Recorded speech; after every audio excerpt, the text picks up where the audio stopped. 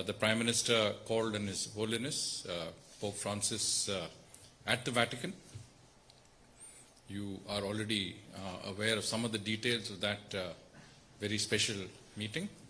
But as you know, this is a unique occasion, as the last interaction between the Prime Minister of India and the Pope was in June 2000, when late Prime Minister Sri Atal Bihari Vajpayee met Pope John Paul II at the Vatican.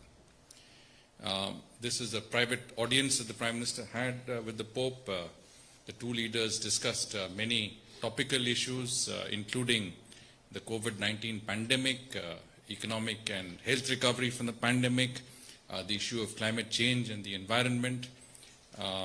You can judge the warmth of the conversation by the fact that the meeting was to have been a 20-minute schedule, but lasted for around an hour.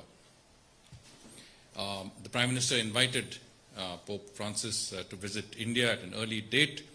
The last papal visit to India was in 1999, when Pope John Paul II visited India. The Pope has graciously attended the Prime Minister's, accepted the Prime Minister's invitation, and in his own words, I'm paraphrasing him, he says, "You have given me the greatest gift. I'm looking forward to visiting India."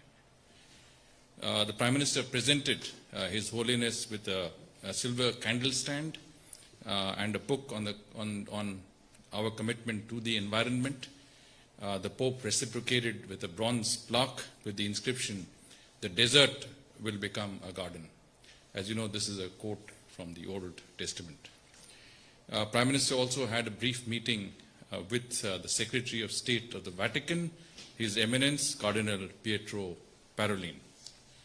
The meeting between the Prime Minister and His Holiness the Pope was a very personal meeting. In other words, they spent time on a one-to-one basis.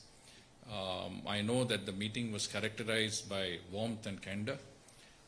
Both, I think, the Pope and the Prime Minister spoke of a number of issues which, as I mentioned, are topical and relevant to societies all over the world. How do you deal with this issue of the COVID pandemic? What have we done in terms of our own health preparedness, best practices in India? Also issues of which are relevant to the world, like climate change, the environment. I think there was also a conversation of a number of unique steps that we have taken in our own way to help communities and people in distress all over the world, whether it was facilitating evacuations in Iraq or from Yemen or from different parts of the world, Afghanistan.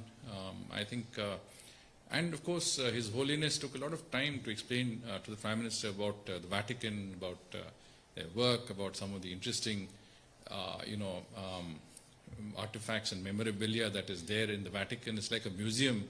It's a very unique, I would say, place which has housed, centuries of religious and spiritual objects, of reverence for people all over the world. So it has to be seen in that context. I think from ANI the question was whether the Pope, about the the invitation that the Prime Minister extended to the Pope. The timeline. If there's timeline, when will he be? That's right.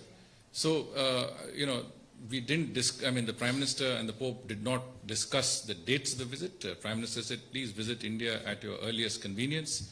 Obviously, the actual details will be worked out through diplomatic channels. The fact of the matter is the Prime Minister did invite the Pope. The significance of the invitation is well known to all of us. The last papal visit to India was in 1999, when Pope John Paul II visited India. It is obviously going to be a very important visit, both for India to receive His Holiness and for the Pope to visit India. As I did mention to you, the Pope was delighted to visit India. He has a although he's never been to India, he has obviously a great sentiment about our country, and he said that this is really the greatest gift that you could give me. I'm looking forward to my visit to India.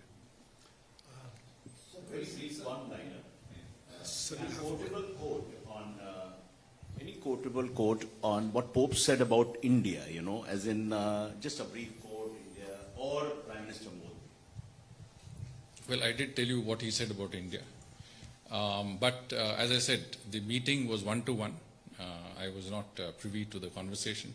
So I can't quote on something that I was not present in. But as I said, I mean, it was obviously a meeting that lasted much longer than was scheduled. It was a meeting that reflected warmth, and I would say conviviality. And it was a meeting that I think I can say that I saw that both the Prime Minister and the Pope had very, very, a sense of great bonhomie and closeness that radiated from both of them when you saw them together when we went and paid our respects to the Pope.